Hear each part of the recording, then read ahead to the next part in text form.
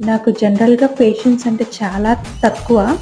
చాలా అంటే చాలా తక్కువ. అందులోకి మా హోమ్‌లో నాకు బిగ్గెస్ట్ టాస్క్ అంటే నా బిడ్డకి ఫుడ్ తినిపించడం.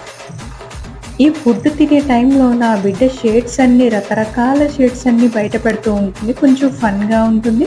బట్ నాకు పిల్లలకి ఫుడ్ తినిపించడం అంటే అస్సలు నాకు నచ్చదు. ఎందుకంటే అంత ఓపికగా అయితే నేను తినిపించలేదు.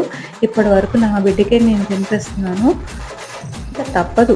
ఎవరి బిడ్డ వాళ్ళకే ముద్దు కదా!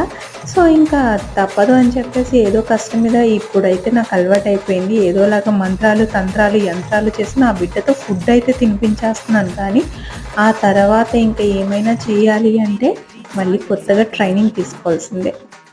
ఫుడ్ తినిపించడం వరకే నా డ్యూటీ. ఆ తర్వాత మా అత్తగారికిచ్చేస్తాను. చూడమ్మా బుచోడు బుల్లి పెట్టిలో నున్నాడు, కళ్ళకెప్పుడు కనబడడు కబురులను చెబుతాడు బుచోడమ్మ.